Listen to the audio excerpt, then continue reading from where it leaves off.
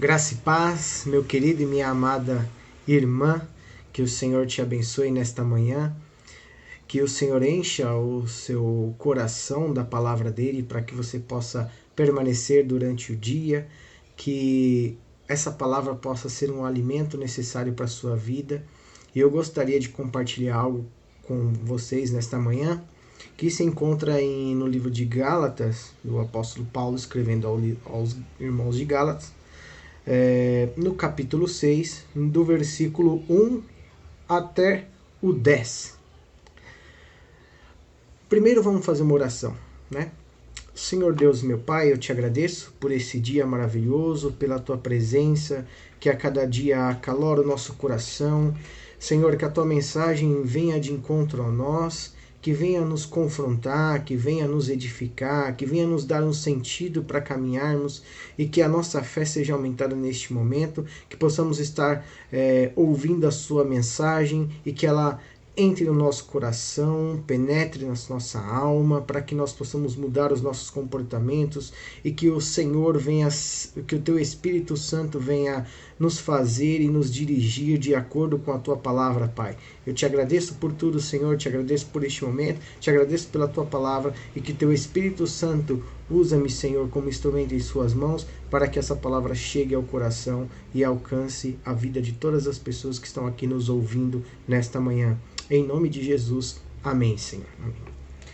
Bom, Gálatas, capítulo 6, do 1 ao 10, diz assim: Irmãos, se alguém for surpreendido em algum pecado, vocês que são espirituais devem restaurá-lo com mansidão. Cuide-se, porém, cada um para que também não seja tentado. Levem os fardos pesados um dos outros e assim cumpram a lei de Cristo. Se alguém se considera alguma coisa não sendo nada, engana-se a si mesmo. Cada um examine os próprios atos e então poderá orgulhar-se de si mesmo, sem se comparar com ninguém. Pois cada um deverá levar a sua própria carga. O que está sendo instruído na palavra, partilhe todas as coisas boas com aquele que o instrui. Não se deixe enganar, de Deus não se zomba, pois o que o homem semear, isso também colherá. Quem semeia para a sua carne, da carne colherá destruição. Mas quem semeia para o Espírito, do Espírito colherá a vida eterna. E não nos cansamos de fazer o bem, pois no tempo próprio colheremos, se não desanimarmos. Portanto, enquanto temos oportunidade, façamos o bem a todos, especialmente aos da família da fé. Bom, o texto que o apóstolo Paulo está apresentando, essa carta aos irmãos de Gálatas, e primeiro ele agradece, né? Existem muitas dúvidas sobre o seu apostolado, porque ele não foi diretamente viveu com Cristo, mas pela revelação ele se aproximou de Deus. E muitas vezes ali, pelo fato de haver muitos irmãos ainda judaizantes, né, cristãos judaizantes, eles querem colocar a lei sobre as pessoas, sobre aquela nova comunidade de fé que ali também é cercada por gentios. Então eles queriam colocar em xeque essa liberdade tanto conquistada por Cristo. E aí começa a colocar coisas, uma lei asseverada.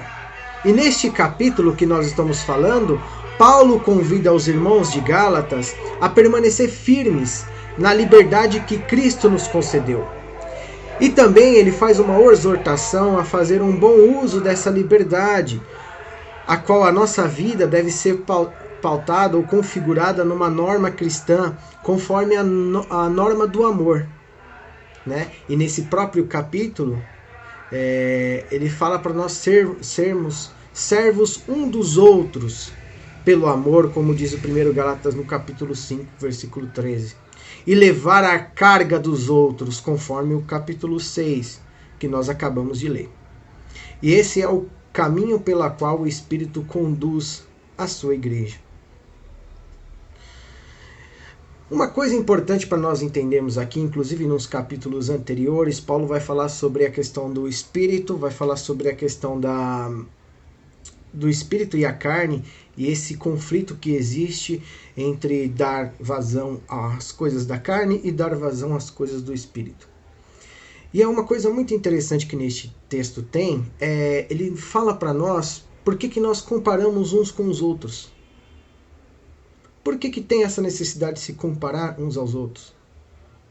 Por que procuramos isso? Porque nós procuramos saber quem é bem-sucedido e colocamos um padrão de vida para que a gente tente obter aquela mesma que as pessoas têm, em quantidade suficiente para que a gente possa se comparar um ao outro. Por isso que é essa necessidade. Por que a gente gosta de comparar um com os outros? Sem o Evangelho de Cristo, nós seríamos ousados, mas não humilde, fazendo assim eu estar na posição de superioridade. Ou o contrário também, um humilde não ousado se sentindo inferior. E quando isso acontece, quando nós estamos sem Cristo, sem o Evangelho, sem a presença de Deus, nós oscilaremos terrivelmente entre essas duas coisas.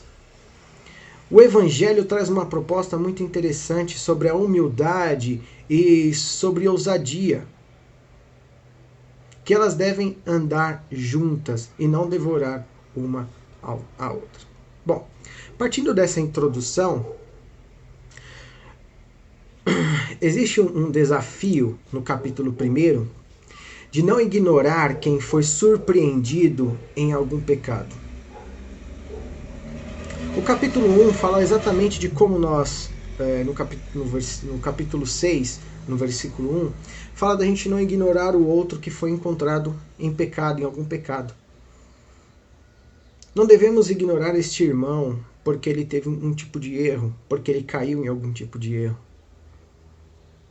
Nós devemos fazer conforme a instrução de Paulo em 1 Coríntios 15, 13, 5, que fala sobre o amor, que nós devemos ajudar aos nossos irmãos sem rancor, sem maltratos, sem ira, sem ressentimento.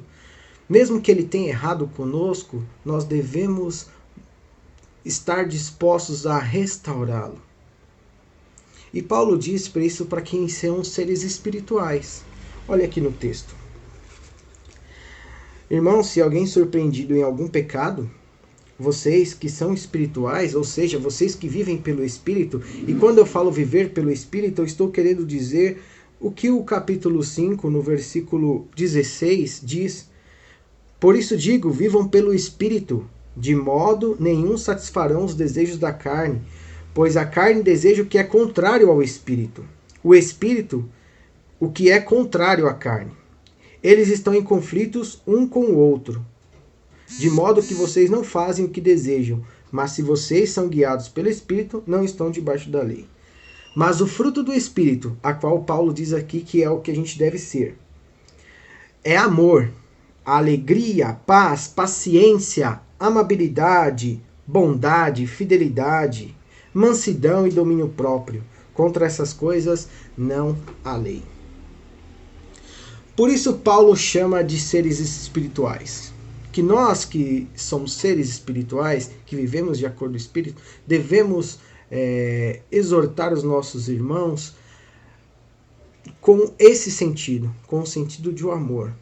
Não um sentido igual a gente estava falando aqui, de aplicação da lei pesada, de que eles devem ser condenados por aquele pecado, porque a gente não sabe a história dele, porque não sabe o que sabemos e simplesmente só julgamos as coisas e somos rápidos em criticar. Entender que não devemos ser rápidos nisso, em criticar, mas devemos buscar a orientação do Espírito, de nós crermos na palavra de Deus, de nós nos curvarmos diante dessa mensagem e trazer a revelação do Espírito para dentro da nossa vida. É isso que o apóstolo Paulo está querendo dizer para nós. Nós devemos ser rápidos em conceder o perdão e crer na obra do Espírito de Deus. Lembra-se da recomendação de Paulo.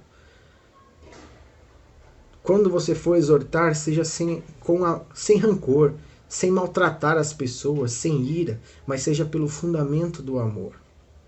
E crer na obra do Espírito.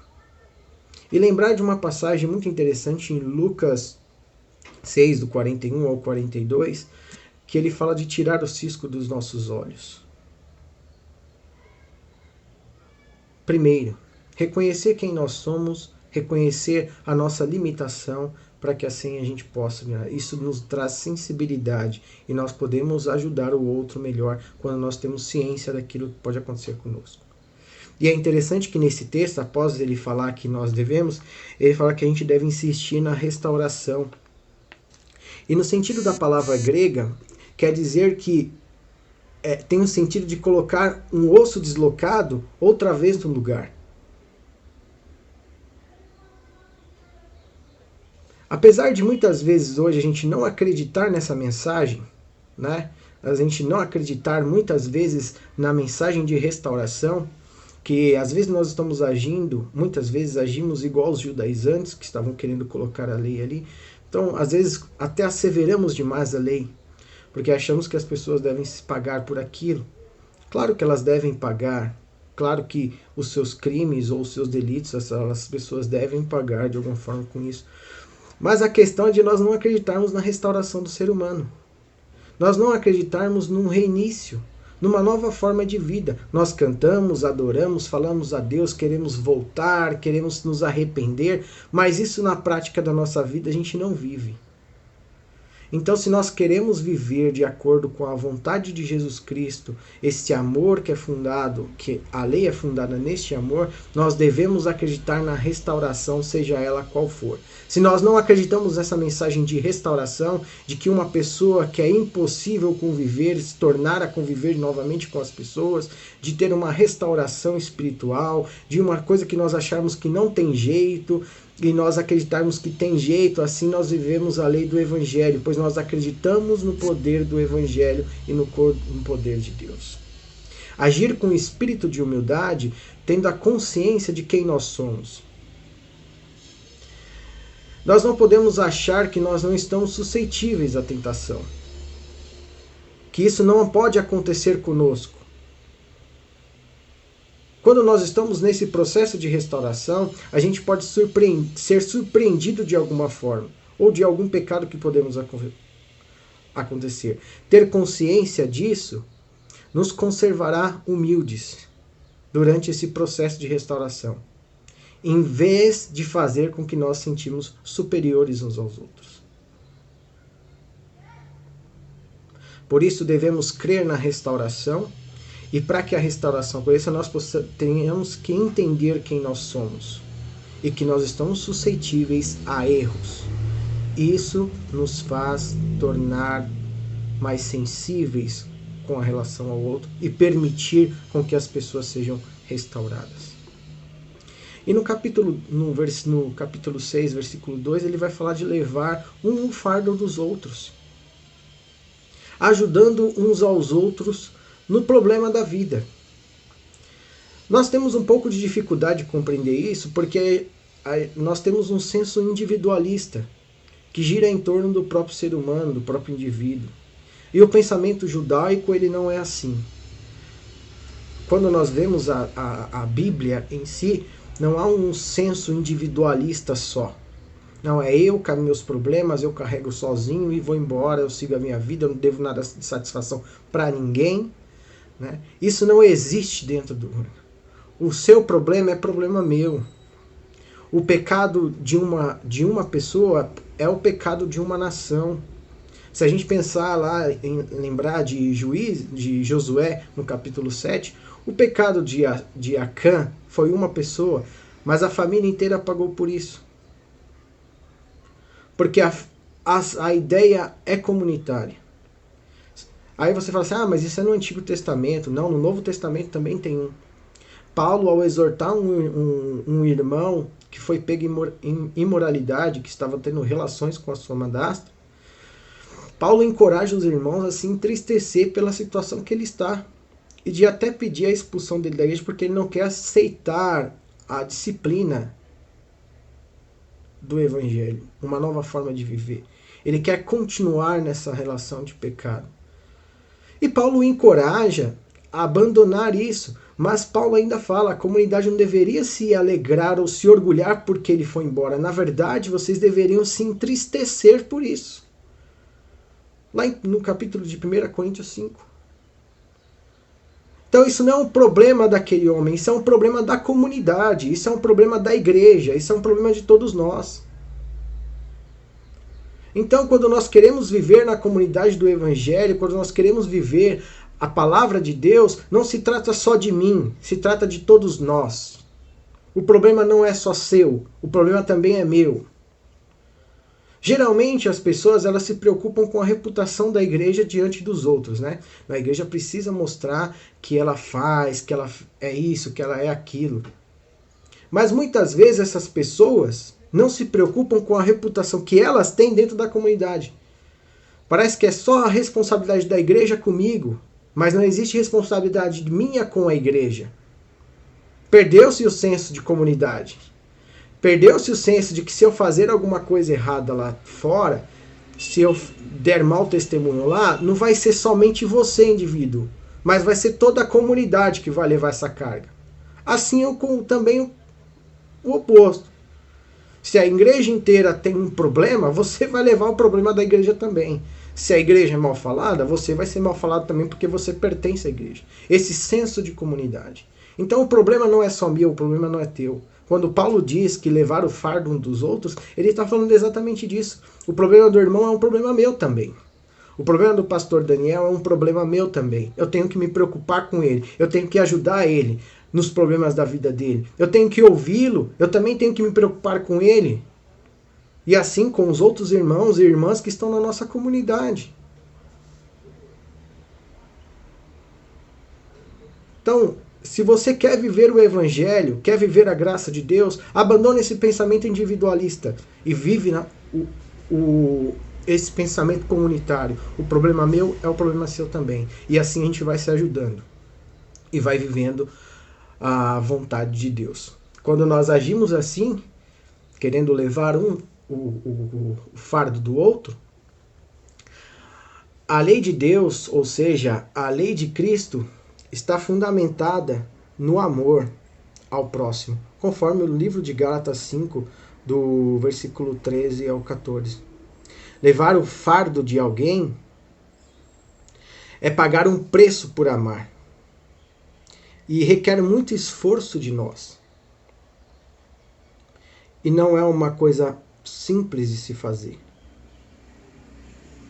E uma forma de levar o fardo um do outro está na restauração com mansidão, conforme o primeiro versículo que nós lemos do capítulo 6.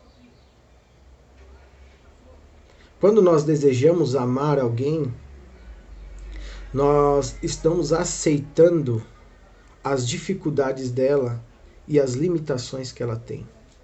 E para nós vivermos nesse vínculo de amor, para que esse amor se sustente, é necessário a gente carregar um pouco do fardo da pessoa amada. Esse é o sacrifício que fazemos. Quando nós desejamos amar alguém, quando nós desejamos amar os nossos irmãos em Cristo. O capítulo continua no versículo 3 e 9, no versículo 3 e 4, e fala-se sermos humildes, sem o senso de superioridade, de se achar melhor do que o outro. Ser humilde não se comparando com os outros, não sendo orgulhoso, mas em vez disso, o apóstolo Paulo nos encoraja a servir uns aos outros. Humildade significa aceitar que nós não somos nada, e que tudo é dado por Cristo. Não é uma realização própria, não é um desejo meu, mas é algo que Cristo fez por nós. Nós não somos merecedores de nada. E em vez de compararmos uns com os outros, O apóstolo Paulo nos encoraja a avaliar o nosso procedimento, a avaliar os dons e as oportunidades que temos e de como nós estamos utilizando em favor de algo. O sinal de quando nós estamos sendo humildes é quando nós estamos rodeados de pessoas menos talentosas e não nos sentimos superiores a elas. Ou o contrário, quando nós estamos rodeados de pessoas mais dotadas, pessoas que têm os dons mais expressivos, e nós não nos sentimos inúteis com isso. Mas nós temos uma ideia de medir de acordo com nós mesmos e não com os outros. É isso que o apóstolo Paulo está nos encorajando a fazer. Meus irmãos e irmãs, quando nós queremos viver o Evangelho, nós estamos diante de desafios que nos fazem confrontar a nós mesmos, a nossa realidade e aquilo que nós vivenciamos. No capítulo 5 de Paulo, ele diz assim: pois cada um deverá levar a sua própria carga. Aí você pode pensar, poxa Paulo, você está sendo contraditório. No capítulo 2 você fala que a gente deve levar o fardo uns dos outros, e no capítulo 5 você fala que cada um deve levar sua própria carga? Como assim? E aí a gente tem que recorrer a uma coisa muito importante chamada gramática e também aos originais, né? E aí a gente consegue entender o termo que está se encaixado ali. O fardo no capítulo 2, ele não fala da mesma coisa do que o capítulo 5. O capítulo 2 nós podemos entender como um grande peso, ou seja, os problemas da vida. No versículo 5, é como se fosse uma mochila. E nessa mochila é o conjunto particular de todos nós, de deficiências e oportunidades, fraquezas e talentos que a gente tem, que não compartilhamos e também não tem como nós darmos uns ao outro. Isso é algo muito nosso. Devemos olhar para esse nosso trabalho hoje e julgá-lo de acordo com o que Deus nos deu, com aquilo a qual nós estamos lutando contra e assim por diante. O que eu quero dizer? Os próprios fardos são a nossa luta entre o espírito e a carne, entre problemas que nós temos conosco mesmo, e que isso não temos como colocar diante do outro. O primeiro problema, a primeira carga é possível, porque nós podemos ajudar na dificuldade um do outro. Mas tem coisas que são nossas e nós temos que compará-las com aquilo que Deus nos deu. E ficar satisfeito com isso. E lutar contra as coisas que podem nos fazer desviar do propósito de Deus. De nos desviar de viver segundo o Espírito de Deus. De acordo com os frutos do Espírito que nós temos. E isso nos torna tardios em julgar. Como assim, Eric? Se alguém explodir conosco, né, se alguém ficar muito estressado, nós pensaremos, eu não sei que pressões essa pessoa tem enfrentado, eu não sei o problema que ela tem enfrentado na casa dela, não sei o quanto ela lutou para se controlar naquele momento, e na situação e com a personalidade que ela tem, talvez em minha mente eu tivesse dado um murro em vez de gritar. A forma com que a pessoa teve de expressar ali foi gritando. E talvez eu falasse, mas se fosse comigo, eu tinha dado uma porrada ou tinha feito alguma coisa para prejudicar mais a pessoa. Talvez a pessoa, na sua intenção de somente gritar, ela esteja mais obediente a Deus do que o meu pensamento hoje. Considerando tudo que ela tem que carregar. Então, antes de fazermos qualquer tipo de julgamento às pessoas, antes de falarmos de qualquer outra coisa e das expressões, nós somos tardios em julgar porque às vezes nos colocamos em situações e pensamos pior do que alguém que não confessa a fé em Cristo, por exemplo. Lembra no começo que eu falei de que um dia a gente pode ser pegado de surpresa? Por exemplo, um momento desse poxa, o Eric, como um cristão, como um pastor, teve tal atitude. Poxa, isso não é a atitude de um pastor, isso não é a atitude de um irmão. Aí eu fico lá falando mal dos outros, fico julgando o pensamento das pessoas, fico julgando o que elas fazem. E às vezes eu posso cair nisso e eu preciso de uma restauração. Tendo essa consciência de quem eu sou, das coisas que podem acontecer comigo, eu posso ter um dia mau, eu posso ter um problema, isso me torna tardio em julgar. Assim, antes de falar, eu vou pensar um pouco mais. Porque o pecado que o meu irmão está cometendo agora pode ser um pecado que eu cometerei no futuro, eu não sei. Eu não sei o que me aguarda.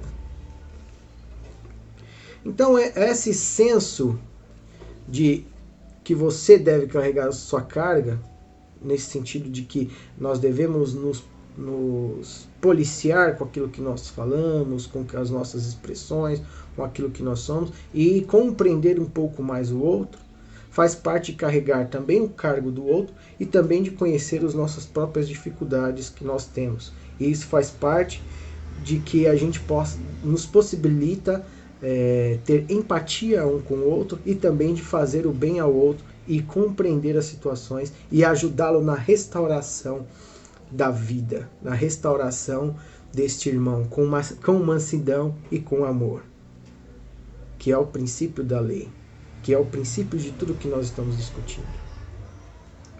E depois Paulo vai falar assim, o que está sendo instruído na palavra, partilhe todas as coisas boas com aquele que instruiu. Mais uma vez o senso de comunidade. Compartilhando o que nós aprendemos, isso nos torna melhores para desenvolver aquilo que estamos pretendendo. Quando compartilhamos, quando ensinamos, quando buscamos ou compartilhamos algo, nós estamos fazendo com que o ensino que está sendo dado ele seja multiplicado.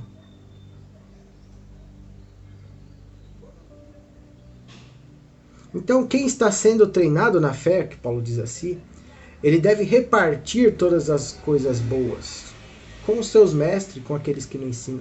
E aqui Paulo dá uma instrução também de incluir um apoio financeiro às pessoas que lhe instruem. De alguma forma poder prover melhoria para a vida da pessoa que te instrui, que te ajuda. Isso também é uma contraparte daquilo que você está recebendo, né? Com amor, com gratidão no coração. Nos versículos diante do 6, no capítulo 6 do 7, fala: não deixe enganar, de Deus não se zomba, pois o que o homem semear, isso também colherá. Quem semeia para a sua carne, da carne colherá a destruição, mas quem semeia para o Espírito, do Espírito colherá a vida eterna. Aqui Paulo está falando de semear e colher. Seja o que for que você semeie, você certamente colherá. Se você plantar uma semente de tomate, você não vai colher um milho. O que é semeado, ele gera uma colheita, né? Talvez não muito duradoura, mas que sem dúvida virá.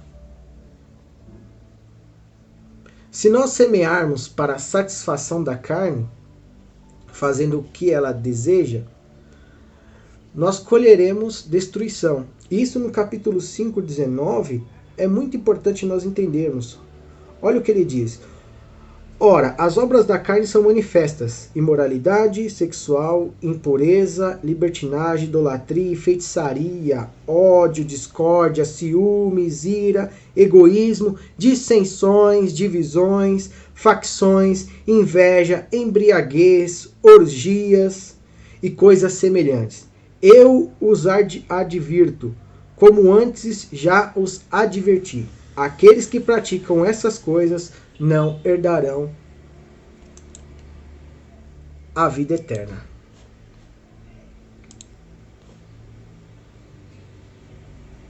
assim como na agricultura ela envolve um processo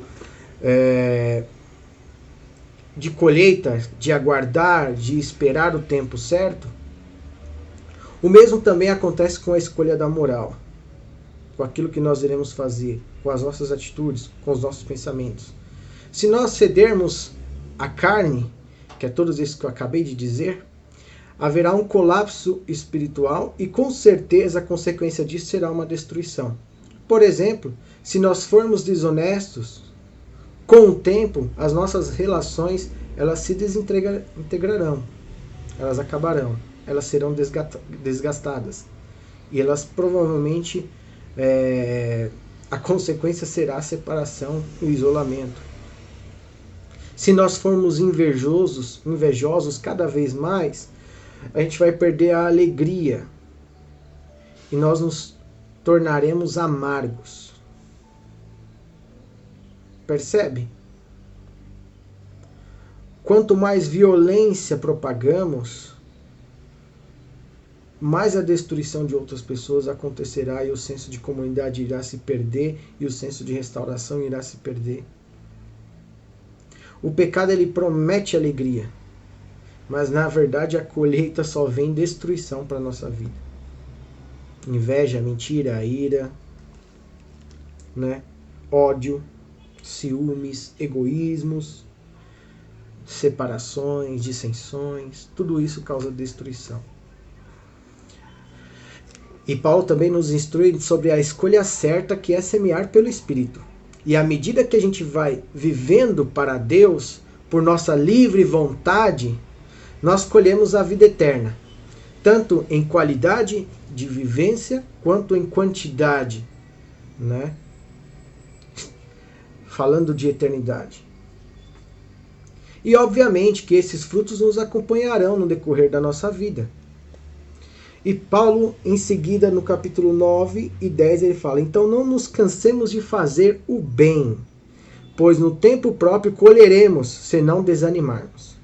Portanto, enquanto temos oportunidade, façamos o bem a todos, especialmente aos da família da fé.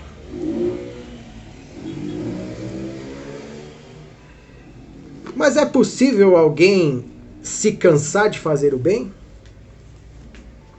Sim, é possível, quando nós estamos motivados erroneamente, quando os motivos estão errados. Por exemplo, quando a gente quer se sentir abençoado porque fizemos o bem, para nós termos a sensação de ser abençoado, e nós sabemos que nem toda vez na nossa vida a gente vai ser abençoado.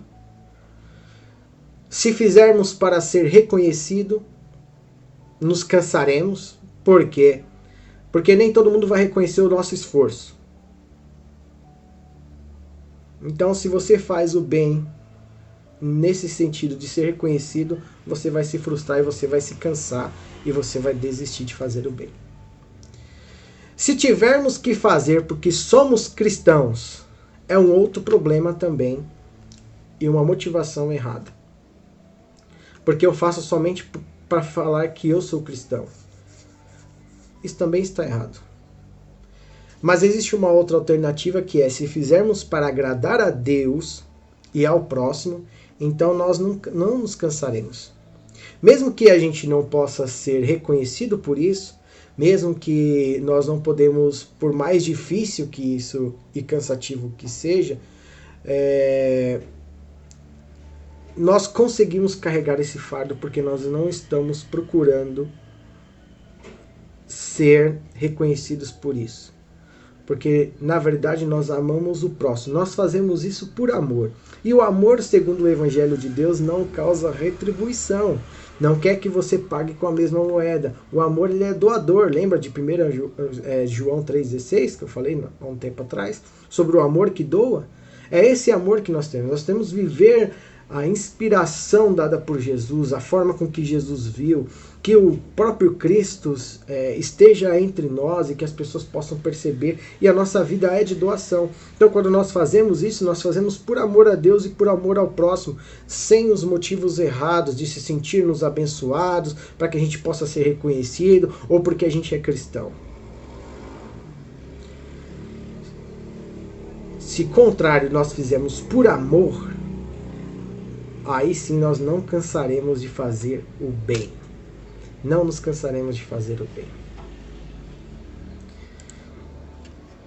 Quando nós somos motivados, nós colheremos no tempo certo os frutos e os benefícios na nossa própria vida.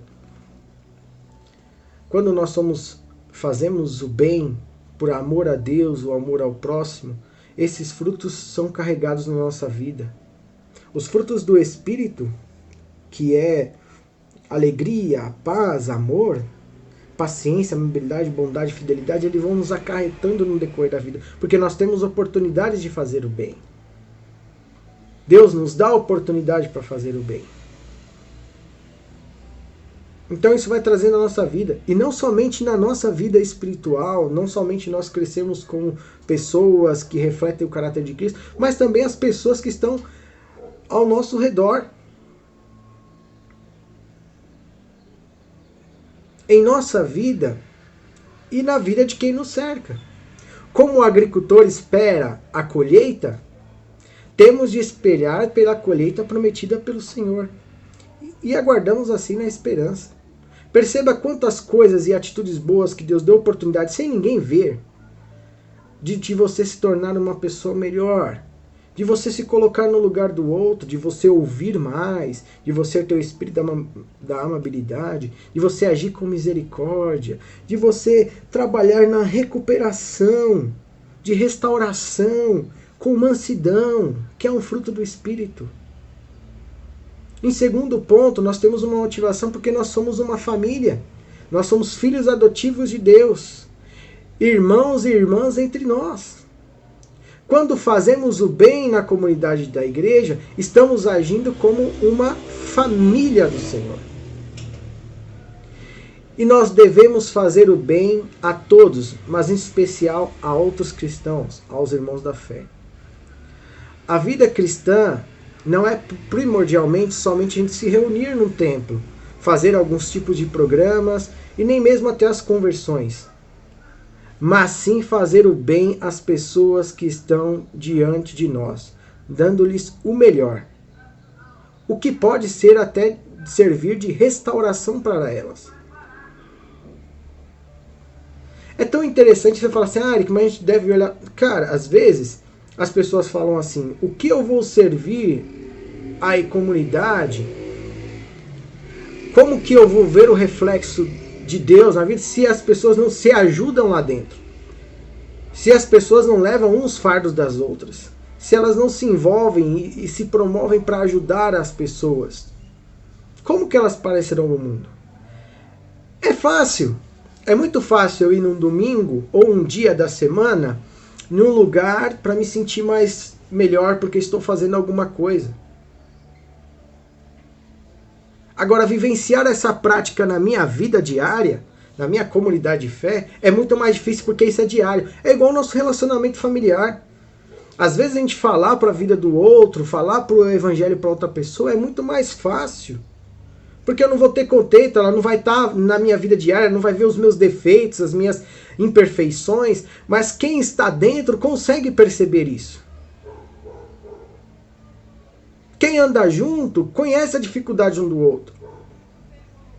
Quem deseja se envolver com a comunidade, falar assim, ó, o meu problema é um problema do pastor também, o problema do pastor é um problema meu. Esse senso comunitário, ela muda a ideia, muda as coisas como são.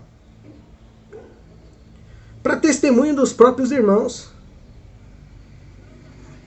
Então nós não podemos deixar os nossos irmãos e dar atenção mais aos que estão de fora do que aos nossos irmãos. Porque eles fazem parte do testemunho da vida das pessoas que estão ali. E Paulo não está dizendo somente das ações, mas ele está falando das palavras. Ele está falando de agir tanto em ações quanto em palavras. No nosso dia a dia, nós podemos viver experiências de restaurações. Então, meu querido, primeiro, tenha consciência de quem você é. Segundo, viva a vida pelo Espírito. Viva em comunidade, crie o senso de comunidade. Levar um fardo um do outro é ter esse senso. E por último, tudo que nós fazemos, nós colheremos. Se nós buscarmos colher frutos da carne, como foi dito aqui, ira, dissensões, facções, mentiras, egoísmos, nós colheremos isso e a destruição. Quando nós queremos viver pelo Espírito, que ao contrário é a amabilidade, é o amor, é a paciência, é a mansidão, nós estamos vivendo segundo o Espírito e isso nos levará à vida eterna com o Senhor. Esses serão os frutos produzidos em nosso coração e que farão outras pessoas conhecer esse reino de Deus também. O apóstolo Paulo, então, quer nos deixar nesta manhã que nós não nos cansemos de fazer o bem a todo tempo, sem procurar retribuições, sem procurar, nós devemos fazer por amor, assim como Cristo nos ensinou a fazer as coisas por amor. Assim como o apóstolo Paulo diz que Jesus falava que é melhor dar do que receber. Então que a tua vida seja de serviço, que a sua vida seja de doação, que a sua vida seja de buscar os frutos do Espírito. Que o Senhor te abençoe e te dê graça cada dia mais e mais, para que você possa percorrer um caminho com o Senhor de vitória, de alegria, de colher os frutos na sua vida agora e também na vida eterna. Que através disso as pessoas vão se sentir acolhidas e restauradas pelo amor de Deus que é transbordado através de nós. Que o Senhor abençoe grandemente a sua vida e a sua família, te dê uma ótima semana, que o Senhor a cada dia faça que você peça ao Senhor humildemente, não se sinta inferior um ao outro ou superior ao outro, porque isso não é da parte de Deus.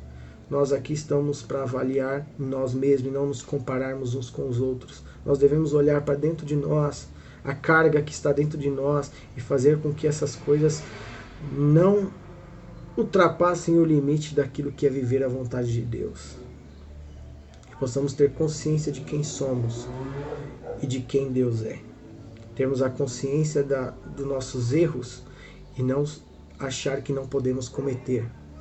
E nós vivermos na mansidão, no amor e no fruto do Espírito. Que o Senhor te abençoe e te dê uma ótima semana.